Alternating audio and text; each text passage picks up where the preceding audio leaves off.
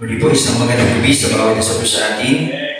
Po, salamat po sa Panginoon po, sa biyaya po ng Diyos po, na pinagpapaalam po ng Panginoon ang kanyang gawain. Kaya biyaya kapag at awa lamang po ng Diyos. Amen? Kaya nga po napakalaga sa bawat isa po sa atin na tayo ng mga mananampalataya ay consistent po tayong manalangin sa Panginoon. Open our Bible in Acts chapter 4 and verse number 33. Acts chapter 4 and verse number 33. Muli po tayo mag-usap sa isang aralin sa Biblia na kung bakit ito pong early church na ito ay tinawag po silang dakila o tinawag po silang great. Acts chapter 4 and verse number 33. Say amen po pag nandiyan na. Acts chapter 4 and verse number 33. Magkaroon po tayo ng sabayang pagbasa. Acts chapter 4 and verse number 33. All together, ready? Acts chapter 4 and verse number 33. Ready? Read. And with great power gave the apostles witness of the resurrection of the Lord Jesus, and great grace was upon them all. Tayo manalangin ngayon pong gabi. Mahabaging Diyos, minsan po Lord, marami pong salamat sa mga naglingkod po, Panginoon, naman ng mga nakaraang araw. Salamat po, Diyos, sa biyaya po at awa-habag, Lord, sa inyo pong gawain, Panginoon. Na tunay po, Diyos Ama, ito po'y gawain po lamang at ang tanging gagawin lamang po namin, Panginoon, ay aasa po lamang po sa inyo. Kaya po, Diyos, ngayon pong gabi, nawa, Lord, naman, pamanahan lamang po, Diyos, ang inyo pong kapanglingkod, na nawa po, Lord, naman, ang inyo pong salita, ang siyang makita po lamang, at nawa po, Panginoon Diyos, sa masabi po namin na nakapakinig kami ng salita ng Diyos. Salamat po, Lord, sa inyo pong kabutihan. Ito po yung aming dalangin sa pangalan ni Jesus. Amen. So sa ating pong binasa sa aklat po ng Acts chapter 4 and verse number 33, dito po nagpapakita ang isa sa mga dahilan kung bakit po naging makapangyarihan at matagumpay ang unang iglesia ng Panginoon.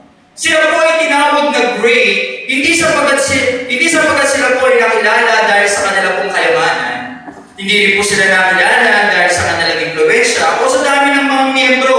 Nakilala po sila dahil sa kanilang matapang, sabi po ng ating pong talata, and with great power give the apostles witness of the resurrection of the Lord Jesus. Sila po ay nakilala dahil sa kanilang matapang na pagpapatao tungkol sa muling pagkabuhay ni Jesucristo sa biyaya ng Diyos na kumikilos sa kanila pong kalagitnaan.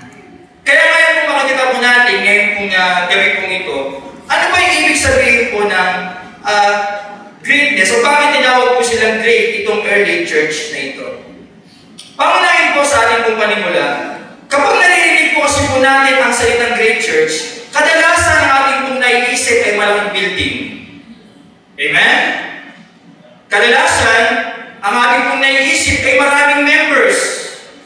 Kadalasan, kilala po yung pastor. O kadalasan, magarang kagamitan o malaking budget. Pero dito po natin po makikita sa Acts chapter 4, wala man sila pong magarang kagamitan, pero nandun po yung kapangyarihan po ng Diyos sa kanila na gumagawa po sa early church po na ito. Tingnan po natin po, no, sa Biblia, iba po ang sukatan ng Diyos sa kadakilaan po ng simbahan.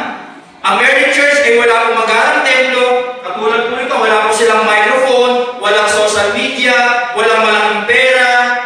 At dito nga po sa Acts chapter 4, sila po yung pinag-uusig ng pamahalaan, ng government. Pero sa kabila po ng lahat, ang church sa Book of Acts, ay naging makapangyarihan at ginamit po ng Diyos upang baguhin po yung pananaw ng marami pong tao. Bakit? Dahil ang sentro po nila ay hindi entertainment, ang kanila pong sentro ay ang Panginoong Jesucristo. Amen? Sa atin din po, tayo po ay napunta po ng church ay hindi para tayo ma-entertain. Tayo po ay napunta po ng church, tayo po ay sumasamba po sa Panginoon upang tayo po ay makarinig ng aral ng katotohanan. At ang katotohanan na ito ay walang iba kundi si Jesus Christ. Itong early church na ito, nakita naman po natin na hindi comfort ang kanilang hinahanap, kundi nandun yung kanilang commitment. Hindi rin popularity, kundi ang power ng Panginoon. Kaya this evening, makikita po natin, kung ilang mga bagay lamang po ito, bakit sila tinawag na great. The greatness of the early church, a model for the church today. Yan po yung title po natin ngayon.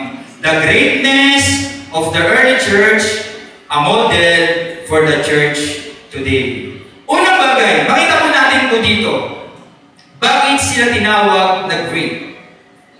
Tingnan po natin po sa verse number 12. Acts chapter 1 and verse number 12. Ayan po sa isang church na dakila po sa harapan po ng Diyos, meron po silang, there was a great prayer in the early church. Amen? There was a great prayer in the early church. This all continued with one hour in prayer and supplication. Kaya makikita po natin po dito na itong early church po na ito, kung bakit po sila dakila sa harapan po ng Diyos, sapagkat meron silang pagtitipon lagi ng prayer meeting. Ang isa po sa katagumpayan po ng gawain po ng Diyos, mga kapatid po sa Panginoon, hindi pinababayaan ang pananalangin. Hindi pinababayaan ang pagdadalanginan. Ang pagdadalanginan po natin ay hindi lamang, yes, dito po tayo, nananalangin po tayo, sabay-sabay, humingi po tayo ng awat, habag, biyaya po ng Diyos. Pero ang prayer din naman ay mas mahina kapag halimbawa walang nakakita po sa atin. Kamusta po ang ating pong pananalangin? Kamusta? Na kapag tayo ba ay nananalangin sa Panginoon, nakikita ba talaga po ng Diyos na lagi natin po siyang inuuna? Amen? So letter A, makita po natin po dito, kung bakit sila tinawag na great, they continued faithfully in prayer. Mga kapatid ko sa Panginoon, ang ibig po ng Diyos, magpatuloy po ng early church na ito, magpatuloy po tayo may katapatan sa pananalangin. Amen? They continued faithfully in prayer. Kaya naalala ko po yung sinabi po ng ating pong pastor, kapag mayroong halimbawa na hindi po sa iyo po ng prayer request, mismo sa araw na yan, ipag-pray mo na. Baka makalimutan mo pa. Amen? They continued faithfully in prayer. Ang ibig sabihin po, kahit po early church na ito, saan man po sila magpunta, lagi sila nananalangin po sa harapan po ng Diyos. Continued faithfully in prayer. Tayo po ba, mga mahal kong kapatid sa Panginoon, kamusta ang ating pong panalangin? Nakakapanalangin pa ba tayo sa Panginoon at 3 beses isang araw o higit pa? O minsan po lumalagpas ang maghapon na hindi po tayo nakakapanalangin sa Panginoon, sana huwag naman. Amen? Nalagay po ngayon, salamat po sa Diyos. Makita natin po yung biyaya po ng Panginoon na pinagpapala po ng Diyos ang kanyang gawain dahil po sa mga kalalakihan, sa kababaihan, na patuloy na nanalangin sa gawain po ng Diyos. Ipagpatuloy po lang natin po yan, mga kapatid. Ang laban po ay hindi po sa pisikal, ang laban po natin po hindi po nakikita sa Espiritu. Kaya tayo panalaman po natin sa ating pong kaaway. Katulad po nito kung bakit tinawag po na great itong early church na ito, because they continued faithfully in prayer. Ang salitang continued po, ito po yung nangangahulugang una, tuloy-tuloy, consistent, hindi tumitigil. Itong early church na ito, hindi sila kapag may time lang. Sana mga kapatid ko sa Panginoon, kapag tayo na nananangin, huwag mo sabihin na pag may time lang ako.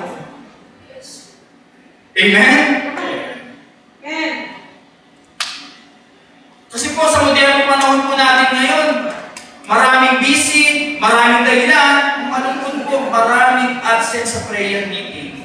Pero salamat po sa biyaya po ng Diyos. Amen? Nandito po marami sa biyaya po ng Panginoon, marami po sama-sama dumadalangin po para po sa Panginoon.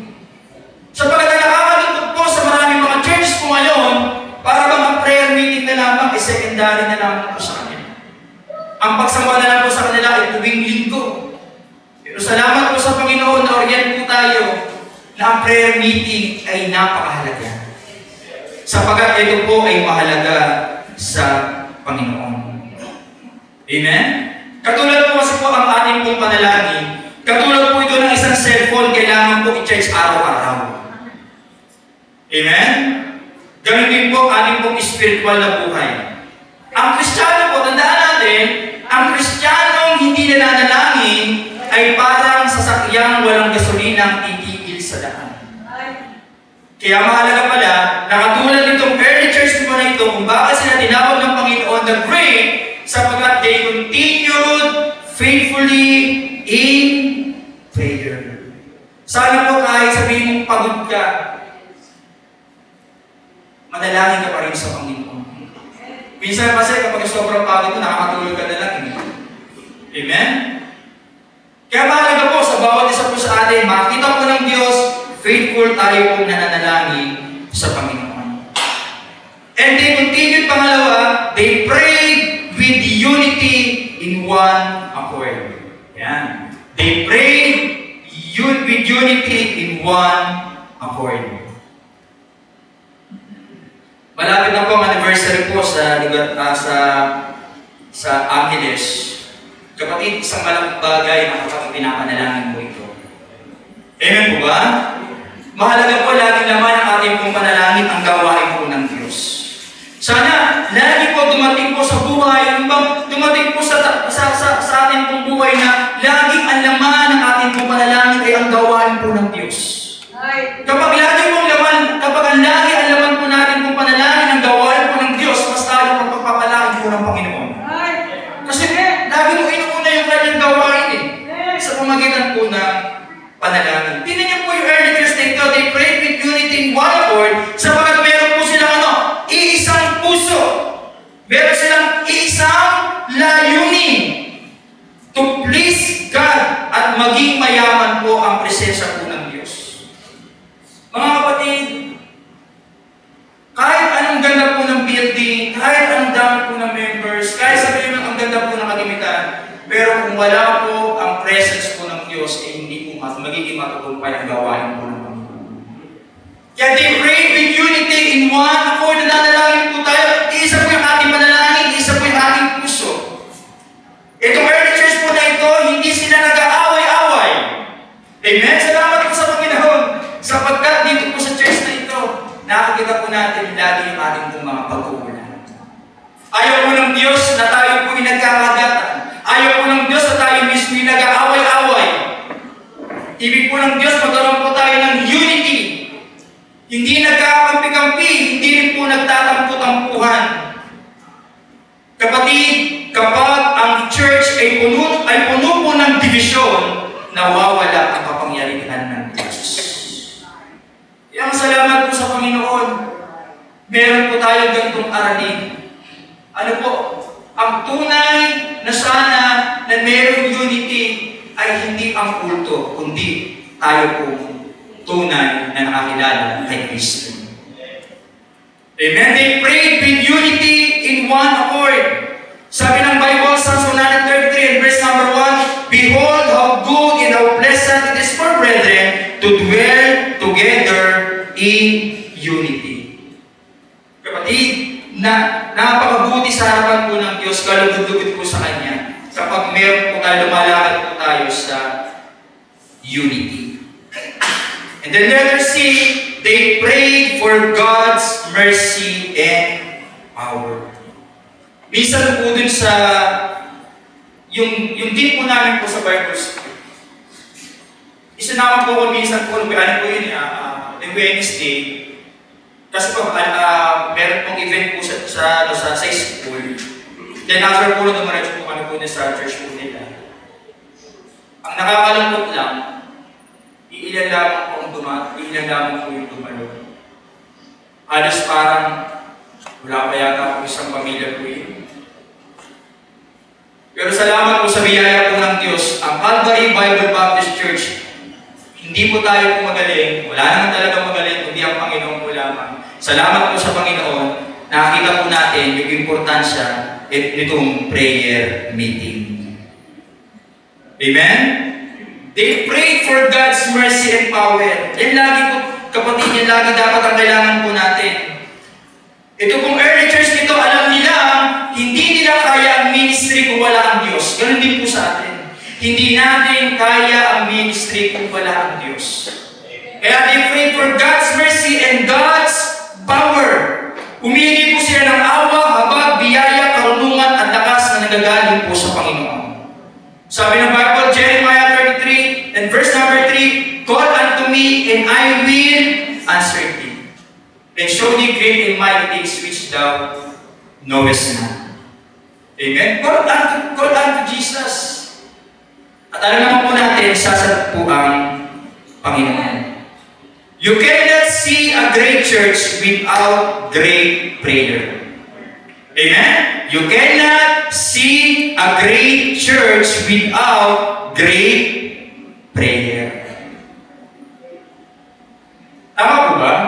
You cannot see a great church without great prayer. Kaya nga po lagi tayo pinapaalala sa atin ito ng ating pong pastor, Sabado pa lang po ng gabi, talagang inihahanda na po natin ang ating pong mga sarili. Ipinagpipray po natin po yung mga tatayo sa unahan, lalo hindi ipagpipray po natin po yung mga mangangaral. Kasi po, ang malungkot, maraming church ang organized pero hindi energized. Yes, organized sila, ibig sabihin na hindi energized, para bang pagdating po sa gawain po ng Diyos, ang tamlay-tamlay, walang kabuhay-buhay pagdating sa gawain. Pero pagdating sa mga bagay naman sa lipunan, para bang napakasigasig nila. Sana huwag kumakita po sa atin po iyon. Amen? Na hindi po tayo matamlay, lalo higit pagdating po sa pananalangin. Because prayerlessness is powerlessness. Amen? Prayerlessness is powerlessness. Kaya mahalaga, na nais po ng Diyos, muli po natin kung makita po ang ating pong sarili, kamusta ang ating pong pananalangin. Kamusta na po yung ating pong prayer life. Pagising natin po sa umaga, sino agad ang ating pong kinakausap. Pagising natin sa umaga, ano agad po ang ating pong hinahawakan. Pagising natin sa umaga, sana kausapin agad po natin po ang Panginoon. Yung bago pa lang matulog, kausapin natin po ang Panginoon. And number 2, there was a great power in the early church. There was great power in the early church because of the Holy Ghost. Balikan natin po ating talata. Acts 4 and verse number 31. Ano po? Acts 4 and verse number 31. Sabi po ng Biblia, and when they had prayed, at nang sila'y makapanalangin na, ay nayanig ang dakong pinagkakatipunan nila, at sila'y namapuspos ng Espiritu Santo, at kanilang sinalita na may katapangan ang salita ng Diyos. Ang kapuspusan po ng banal po na Espiritu, kung bakit tayo pupuspusin po ng banal na Espiritu, upang tayo magkaroon po ng tapang na ipangaral ang salita ng Diyos. Mali kasi yung kaisipan po ng iba, maging po sa mga kulto, na akala po nila, ang kapuspusan po ng banal na Espiritu ay magsasalita ka ng iba't ibang wika. Hindi. Ang kapuspusan po ng banal na Espiritu, kung bakit po tayo napupuspusin po ng Panginoon, ng Holy Spirit, upang ipangaral mo ang salita ng Diyos ng may katapangan. They were filled, ang sabi po dito, they were all filled with the Holy Ghost. Lahat po sila napuspos. Kaya nga po, ang tunay na power po ng church ay hindi karisma ng tao, kundi presence po ng Holy Spirit, kundi yung kapuspusan po ng banal na Espiritu. Kaya nga po sa pagtuturo po natin po sa soul winning, hindi charismatic personality ang tinitingnan. Amen? Hindi naman galing natin dun eh. Tandaan natin, laging paalala po sa atin dito po sa ating pong church. Kapag tayo pupunta po sa isang bahay, hindi naman natin po ituturo yung ating pong sarili sa kanila eh. Hindi naman natin po testimony ito yung natapos ko, ito yung alalagayan ko sa buhay. Hindi eh. Amen? Kundi ituturo mo sa kanila, lagi ang power, lagi ang authority ay si Jesus Christ. Para ang glory ay laging sa Panginoon. They were filled with the Holy Spirit. Ano pong ibig sabihin? That they were filled with the Holy Spirit, hindi sila controlled ng laman. Sapagkat ang isang tao pong controlled ng laman, nandun po yung tinatawag na pride. Kung bakit naging mabunga ang gawain niyan? Kasi dahil masipag ako. No. Amen po ba? Kahit wala po tayo, kahit sino pwedeng gamitin po ng Diyos. Amen? Hindi sila control ng laman, hindi sila po control ng pride, hindi sila control ng galit. Kasi kapag ang isang tao po control ng galit, hindi siya mapupuspos ng banal na Espiritu. Kapag ang isang tao po ay control po ng pride, hindi siya pupuspusin ng banal na Espiritu. At kapag ang isang tao po ay control ng mga mundong pag-iisip, hindi rin siya nakukontrolin kung ipifil po ng Holy Spirit. Sabi po ng Bible, Ephesians 5:18, be filled with the Spirit. Amen? Ito po yung nais po ng Diyos na mangyari po sa atin po pang araw-araw po natin pong buhay, mapuspos po tayo ng banal na Espiritu. Amen?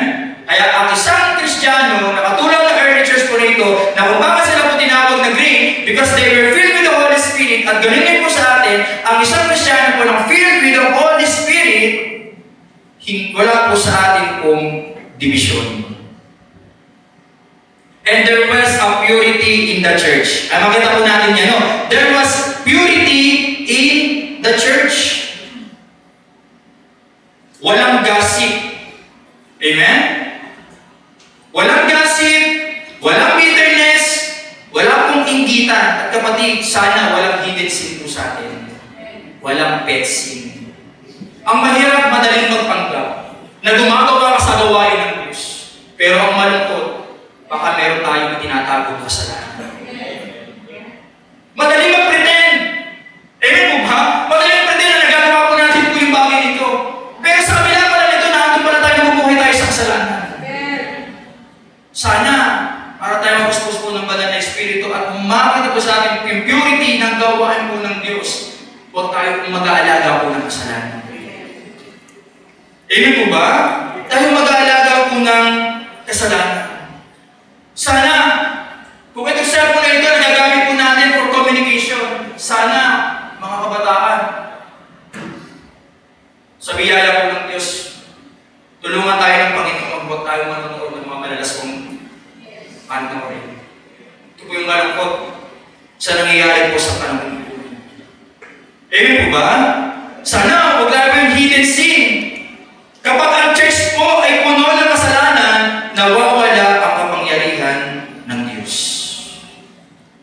Ephesians 4 and verse number 27, sabi po ng Bible, neither give place to the devil. To the devil. Ephesians chapter 4 and verse number 27. Sige nga mo, bukas po tayo po. Yan. Ephesians chapter 4 and verse number 27. Pero minsan akala po natin na yung hidden sin o yung pet sin, yung mga bagay na ginagawa mo lamang na akala ko na yung ba na hindi ko naman ginagawa yun eh. Pero ang malungkot, hanggang ngayon, masama pa rin ang loob mo. Amen po ba? Hanggang ngayon, nandun pa rin yung galing mo dun sa isang tao. Hindi pagbubumahin po ng Diyos. Ang gawain po niya, kapag po tayo ay hindi malinis po sa harapan po ng Panginoon. Ephesians chapter 4 and verse number 27. Basahin natin. Ready? Read. Neither give place to the devil. Ni bigyan daan man ang diablo. Kapag alam na natin kasalanan, iwas na tayo. Huwag tayo makikipaglaro sa kasalanan. Mas matalino po sa atin po ang diablo. Amen? Kaya pag alam na natin kasalanan, alam na natin ating po kahinaan, alam po natin na minsan kapag ang mga kabataan, di ba minsan kung bakit ang mga kabataan na minsan napapahamak, alam na nilang masamang kasama po yun, sasamahan pa rin. Alam na nila pag ito kasama ko ito, para bang lagi ako nagkakasala. Amen? Neither give place to the devil. Kapag halimbawa pupunta ka doon sa isang lugar, alam mo na mali yun, huwag na tayo pumunta. Neither give place to the devil. Maraming church po ang humihina, hindi dahil sa kawalangan ng talento, kundi dahil sa kawalangan ng kabanalan. Amen? Yes, sa biyaya po ng Diyos, nakakaawit ka sa Panginoon. Pero, kumbaga, yes, maganda nga yung tono ng boses mo. Pero kung pangit naman ang patutuo mo. Amen? Sana sa atin kung sinasalita, nakakita ang Panginoon. Sana sa atin kung kinikilos, nakakita po ang Panginoon. Amen? Maging sa atin kung tahanan, nakakita po ang Panginoon. And letter C, their power produce boldness. Amen? May katapangan. Hindi sila natatakot. Ganun din po sa atin. Meron po akong boyet na teacher ko sa Bible School. Ang galing po niya magturo. Pero hindi rin ako bilib sa kanya. Kasi hindi po siya Sorbinia.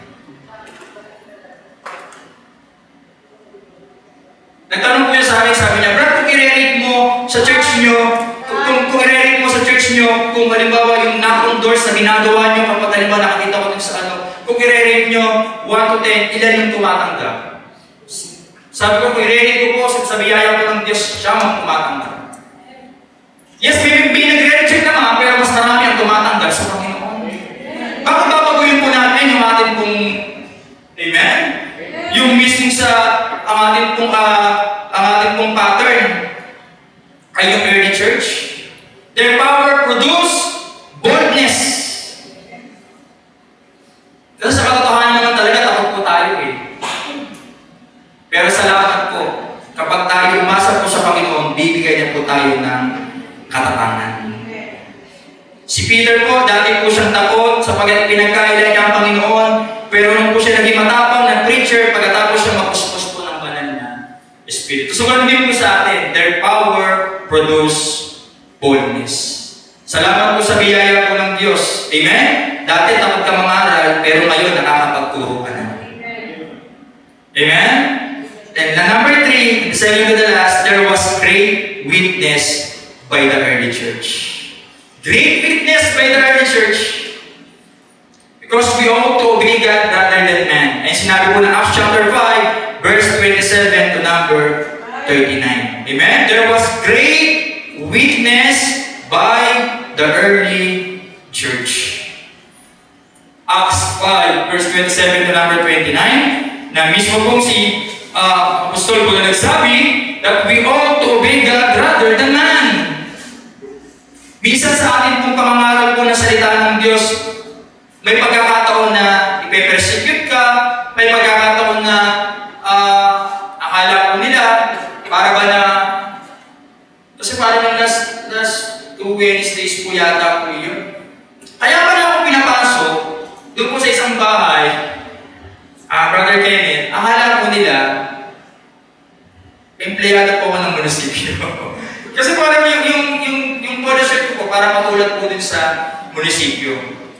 Akala nila, may ayuda, pasok ka dito to, sabi ko na. Eh syempre, pasok naman po, akala ko naman nila na, pasok po ako. Yung pala, nalaman ko na lang, pagkatapos po naman, toy, talaga kung bakit na namin pinapasok, akala namin, empleyado ka ng munisipyo, meron na kaming ayuda. Pero salamat sa Panginoon, bago naman nila nasabi yun. Amen? Nakapagturo na tayo sa kanila ng salita ng Diyos. Amen? We ought to obey God rather than man. Kasi kapag lagi po tayo makikinig po sa sinasabi po ng tao, hindi po tayo tumira makapaglilingkod po sa Diyos. Kung lagi sinasabi, lagi po yung lagi po bulungan, marami po yan, hindi po tayo tumira makapaglilingkod po sa Diyos. There was great witness by the early church. Kaya sana po, ngayon po, ikay naglilingkod po sa Panginoon. Sana, ginagawa mo yan, hindi para lang makita.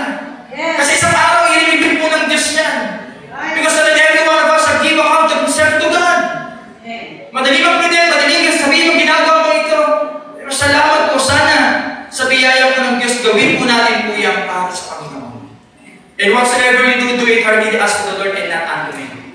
Kaya sa mga ginagawa po natin po sa Panginoon, ginagawa natin to hindi para lamang makilala tayo.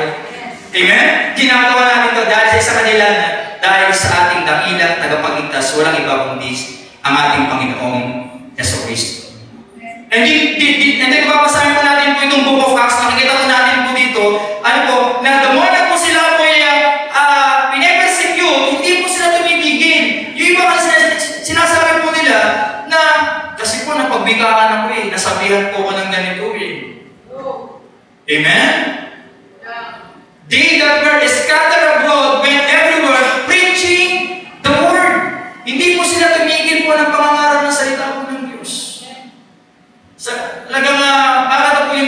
Makakita po yung biyaya po ng Panginoon sa kanyang gawain sa Angeles, sa pangunguna po ng ating pong pastor. Doon po sa atin po ngayon, pinupunta po natin sa kamag-anakan po ng Ate Alma. Mula po din sa Angeles, kulang isang oras po ang biyahe po doon. Pero sa biyaya po ng Diyos, para makikita mo yung mga tao po diyan, uhaw sila sa salita po ng Diyos. Kaya nakakatawa po yung mga sumasama po doon, hindi mo ay aalintali, ang malayo, imbis na hindi po. Pagkas talaga makikita mo yung mga taong to nangangailangan ng kaligtasan.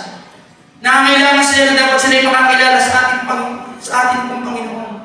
Yung pagpunta po namin po doon ng last Monday, akala ko nila hindi na kami pupunta. Kasi ang lakas po talaga ng ulan. Pero nakakatuwa lang kasi pagpunta po namin po doon, yung isang bahay, bukod po doon natin alam sa isang bahay din po, talagang nakaready na po yung mga silya para po sila po yung makapakinig po ng gospel. Amen? Sabi nga ng iba, ulan ka lang. Diba? Nakakatawa lang po kasi sa biyaya po ng Panginoon, makikita mo talaga yung kanyang mga kapangyarihan po sa kanyang pong gawain po doon. Kapatid, ang early church ay soul-winning church. Amen? Hindi sila satisfied na sila lang ang naliligtas.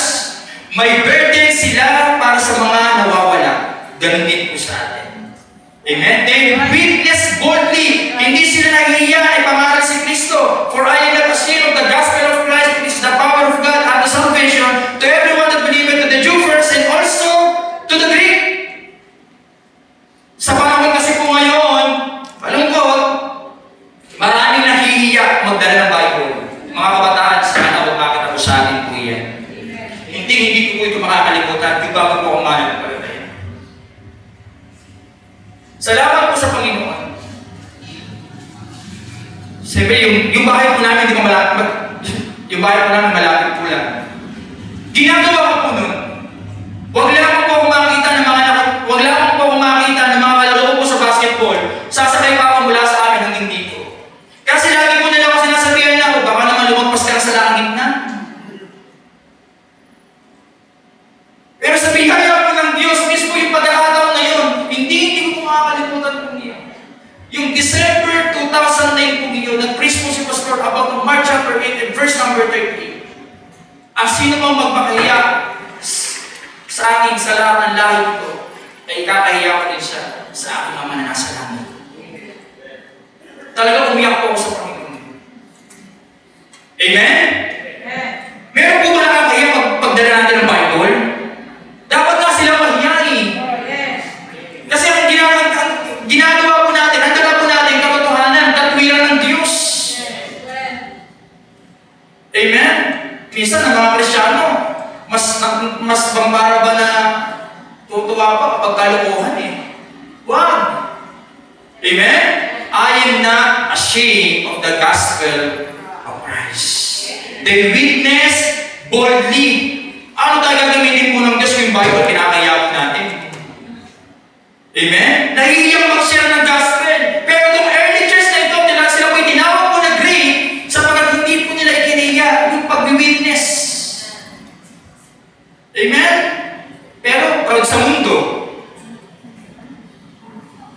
Kapatid, sana paalala po sa atin, ang early church ay mas takot sumuway sa Diyos kaysa matakot sa tao.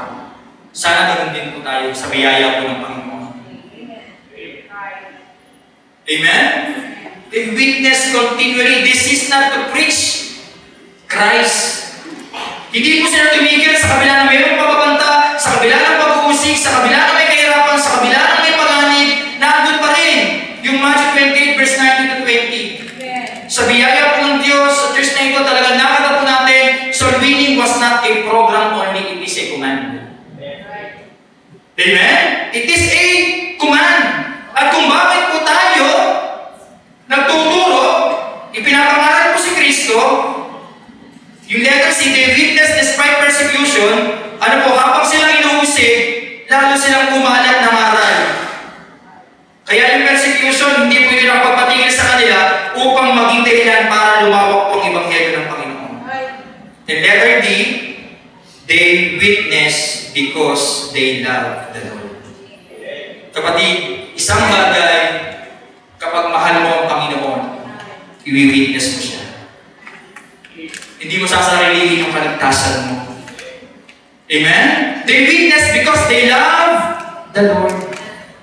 Kasi po, kaya lang po sumama po ng soul winning, kasi sabi po kasi niya, sumama daw po ako eh.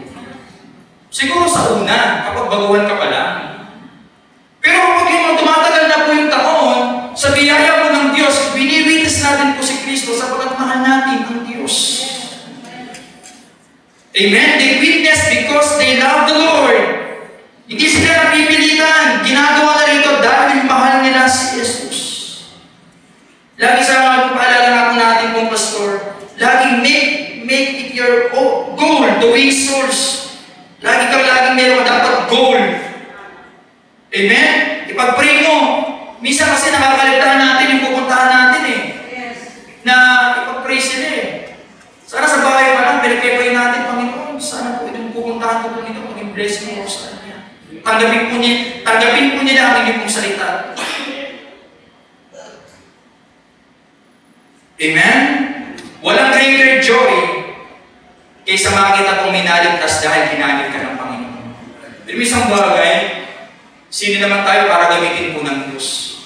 Pero salamat po sa biyaya po ng Diyos, ngayon nakapagtuturo ka na. Amen? And lastly, there was great giving in the early church.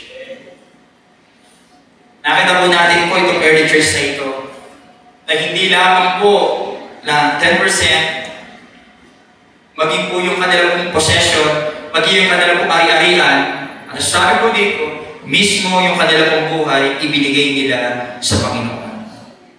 Amen? There was great giving in the early church.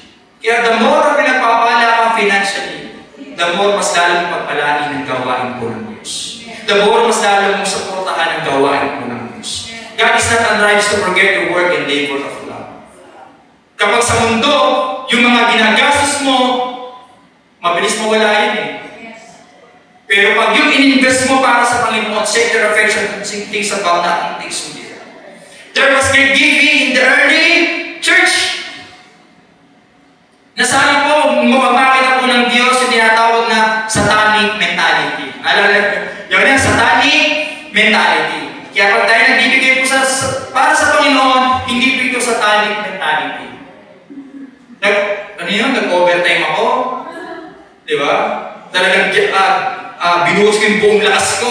Halos hindi na ako natutulog. Tapos ibibigay ko ito. Di ba? Ano yun? Satanic mentality. Nakakilala tayo po sa Panginoon. Alam po natin kung bakit tayo lang pagbibigay kasi binibigyan tayo po ng Diyos. Amen? Ano yung ibibigay natin? Hindi naman tatanggap natin sa Diyos. So hindi lang satanic mentality, kundi selfish mentality. Sana, huwag tayo kung baka maging makasarili. Amen? Pagkus, hindi satanic mentality, hindi selfish mentality, kundi spiritual mentality. Ito yung alam mo, kapag ibibigay mo ito sa Panginoon, hindi ka lagi naghahanap ng kapalit. Minsan kasi, di ba, magbibigay ako para pagpalain ako. No! Amen? Sa biyaya ng Diyos, ang Diyos yung magpapala sa iyo, kapatid. There was great giving in the early church. Meron sila they gave sacrificially. Nagbenta nga po sila po ng lupain eh, upang lamang makatulong po sa gawain ng Diyos eh. Amen? And they gave compassionately. Nakikita po nila ang pangangailangan, lalo higit ng gawain po ng Diyos. Amen? Hindi sila madamot, hindi po sila makasarili. Meron pong malasakit. And lastly, they gave cheerfully. Amen? Masaya tayo. Amen? Kapag mahal natin ang Diyos, nagbibigay tayo ng masaya, hindi mabigat ang ating pong pagbibigay sa Kanya. Kusang loob po, talagang bibigay po tayo sa Panginoon. Amen? At sa ating po pagkatapos, itong early church na ito, kung bakit po sila tinawag po ng great, nakita po natin, the early church was great because they prayed greatly. Naandun po talaga yung manigas sa kanila pong pananalangin. Amen? Sa biyaya po ng Diyos, hanggat kaya po natin, sa biyaya po ng Panginoon, kahit medyo pagod ka, umating ka ng prayer meeting. Kasi after nun, kapag umating ka ng church, ikinanalangin sa Panginoon, pansinin mo paglabas mo, masigla ka na ulit. Kasi nakapakinig ka ng salita ng Diyos. Kasi may nanalangin para sa iyo. They pray greatly. At ano pa? They live powerfully. Amen? Namuhay po sila. Sapagat hindi po sila namumuhay at wala silang itinatagong kasalanan.